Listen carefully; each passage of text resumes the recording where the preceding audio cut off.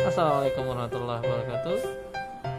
Selamat pagi teman-teman. Alhamdulillah hari ini hari Jumat tanggal 24 Juli 2020 kita ketemu lagi. Dan hari ini kita akan melanjutkan pembelajaran kita. Saat ini Mister Dini sedang berada di sekolah kita. Mister ada di kelas 3B. Ya, kita akan memulai pembelajaran kita pada pagi hari ini. Hari ini kita ada 3 mata pelajaran yang kita pelajari, ada matematika, ada SBDP, dan ada PKN. Nah, pada pagi hari ini kita akan mulai dengan matematika. Kita akan melanjutkan pembelajaran kemarin kita sudah mempelajari sampai dengan pengurangan bersusun dengan regrouping 1 kali ya. Hari ini kita akan melanjutkan dengan regrouping 2 sampai dengan 3 kali regrouping. Baik, kita akan segera mulai. Mari kita awali dulu pembelajaran kita pada pagi hari ini dengan sama-sama membaca basmalah. Bismillahirrahmanirrahim. Baik teman-teman, mari silakan kalian buka buku tematiknya. Ya, halaman 108 ya. Lanjutkan halaman 108 dan halaman 109 hari ini. Ya, teman-teman silakan dibuka halaman 108 dan 109. Ya. Soal berikutnya pengurangan dengan 2 kali regrouping ya. Paman Togar memiliki 2 kolam ikan. Kolam pertama berisi 2452 ikan, kolam kedua berisi 1264 ikan. Berapakah selisih ikan di kedua kolam? Nah, teman-teman, kolam pertama tadi ada 2452, kolam kedua 1264, tinggal dikurangi saja ya. Kalian dapat menghitung dengan cara bersusun pendek lagi sama, iya, kita tinggal kurangi seperti ini teman-teman ya. Iya, disusun satuan dengan satuan, puluhan dengan puluhan, ratusan dengan ratusan, ribuan dengan ribuan. Nah, ini ada 2 kali regrouping teman-teman. Ya, diperoleh hasilnya 1188. Dari mana bisa dapat itu? Ini ada penjelasannya teman-teman. Ya. Nah, ini penjelasannya. Misalnya akan lebih dekatkan penjelasannya. Ya. Satuan 2 dikurangi 4. 2 kan nggak bisa ya teman-teman dikurangi 4. Maka regroup dengan puluhan yang ada di depannya ya, regrouping 1 puluhan, jadi 10 ditambah 2 hasilnya 12 dikurangi 4 hasilnya 8. Nah, untuk yang puluhan tadi kan 5-nya sudah di regroup 1 ya tadi ya, jadi sisanya 4. Boleh kalau di kalian ada kertas boleh sambil dicoret ya, jadi yang 5-nya di regroup menjadi 4. Lalu 4 dikurangi 6 ya, 4 dikurangi 6 tidak bisa, maka regrouping lagi dengan ratusan yang ada di depannya ya, sebanyak 100, atau kalau di sini sih lebih mudahnya diibaratkan dengan puluhan ya, pinjam 1 ratusan sehingga seolah-olah itu adalah 10, karena 10 puluhan itu nilainya 100 ya. Jadi kenapa kok 10 bisa itu kan ratusan, karena 10 puluhan nilainya adalah 100. Oke, jadi 10 puluhan ditambah 4 puluhan sama dengan 14 puluhan atau 140. 140 atau 14 puluhan dikurangi 6 puluhan hasilnya adalah 8 puluhan ya, seperti itu. Nah, tadi ratusannya tadi sudah di regroup ya, ratusannya tadi yang 4 kita coret menjadi 3, karena tadi 1 ratusan di regroup oleh puluhan yang ada di belakangnya. Oke, jadi 3 dikurangi 2 hasilnya 1 ratusan. Oke, sedangkan yang ribuannya 2 dikurangi 1 hasilnya adalah 1 ribuan. Oke, jadi seperti itu teman-teman caranya penjelasan untuk pengerjaan materi kita pada hari ini. Oke, nanti kita akan bahas untuk latihan soal yang ada di buku tematik. Teman-teman, sekarang yang ketiga, pengurangan dengan teknik 3 kali regrouping. Ya, kalau di buku dikatakan 3 kali meminjam. Sekali lagi, Mr. Didi bukan tidak tidak suka dengan kata meminjam, hanya saja sepertinya kurang tepat kalau menurut Mr. Didi menggunakan kata meminjam ya. Jadi Mr. Didi lebih memilih menggunakan regrouping. Misalkan kalau teman-teman mendapatkan informasi dari guru yang lain menggunakan teknik meminjam, ya tidak apa-apa. Ini hanya pendapat pribadi Mr. Didi yang tidak menyukai kata meminjam. Oke, kita lanjutkan dengan soal yang ketiga. Oke, ibu berbelanja ke pasar. Ia membeli 2 kg bawang putih. Ana mencoba menghitung bawang putih yang dibeli ibu. Banyaknya bawang putih ada 2.342 butir. Ibu menyisihkan 455 butir bawang putih untuk memasak. Berapa sisa bawang putih ibu? Menyisihkan itu mirip ya, kata kuncinya menyisihkan, selisih itu kan mirip ya.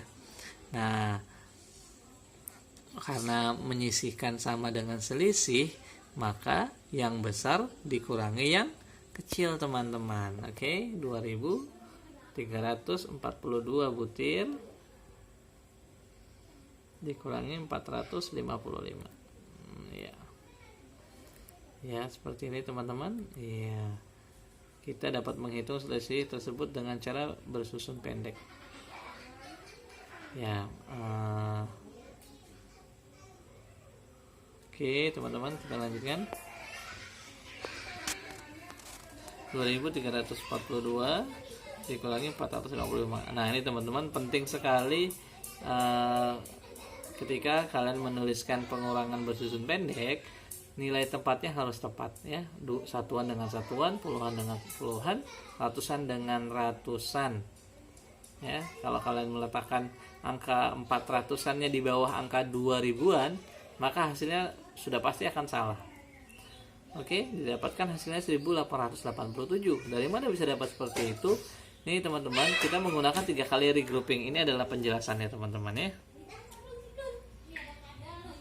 Nah, 2 satuan tidak dapat dikurangi 5, maka regroup dengan 4 satuan yang ada di depannya, sehingga 10 ditambah 2 hasilnya 12, 12 dikurangi 5 hasilnya 7 ya.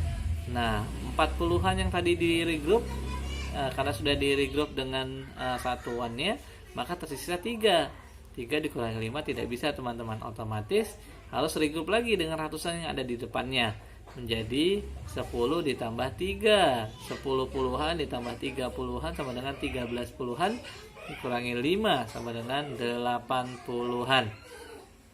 Oke teman-teman, kita lanjutkan. Nah, tadi kan 300-an tadi sudah di regroup ya sama puluhannya, sehingga hanya tersisa 2 tidak bisa dikurangi oleh 4, maka regroup lagi dengan ribuan yang ada di depannya, sehingga 200-an regroup dengan 10 ratusan menjadi 12 ratusan. 12 ratusan dikurangi 4 ratusan, hasilnya adalah 800-an. Nah, ribuannya karena tadi 2-nya sudah di regroup ya, dengan ratusannya hanya tersisa 1 dikurangi 0, hasilnya 1, maka didapatkan hasil 1887 ya, seperti itu teman-teman. Jadi bawang putih yang tersisa 1887. Oke. Nah, ya teman-teman, alhamdulillah kita sudah menyelesaikan tadi penjelasan tentang pengurangan dengan 3 kali regrouping ya. Nah, sekarang setelah ini Mr. Didi akan melanjutkan dengan pembahasan mengenai SPDP. Nah, seperti apa? Nanti kita saksikan sama-sama ya teman-teman ya. Oke. Assalamualaikum warahmatullahi wabarakatuh teman-teman. Sekarang kita lanjutkan untuk pembelajaran SPDP ya. Kan ini SPDP kita akan membahas tentang gerakan tari dari lagu Kupu-Kupu yang Lucu. Ya teman-teman, Mr. Didi akan menampilkan sebuah video. Nanti akan Mr. Didi bahas lebih detail tentang gerakan dari lagu Kupu-Kupu ya. Jadi pada dasarnya ada 2 gerakan utama yang akan kita bahas, yaitu gerakan kuat dan gerakan lemah. Seperti apa contoh gerakan kuat dan gerakan lemah nanti akan kita bahas setelah kalian menyaksikan video berikut. Oke, selamat menyaksikan.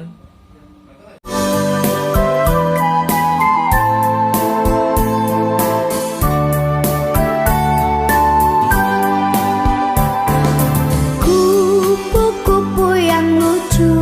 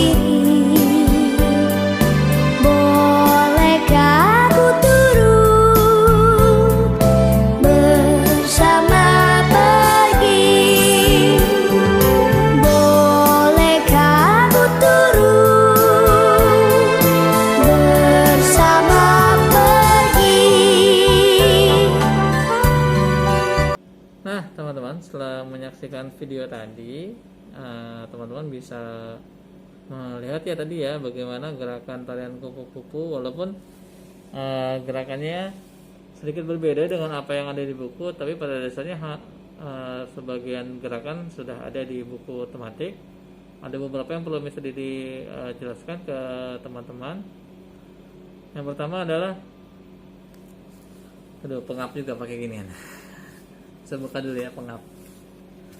Oke, gerak merupakan media utama dalam sebuah tarian. Ide gagasan gerak bermula dari gerak keseharian. Jadi gerakan-gerakan tarian itu pada dasarnya diawali dari gerakan keseharian yang biasa kita lakukan. Kemudian diolah, dikomposisikan, disusun untuk menyesuaikan dengan ungkapan yang ada dalam tarian. Ya, hal itu disebut dengan komposisi atau koreografi.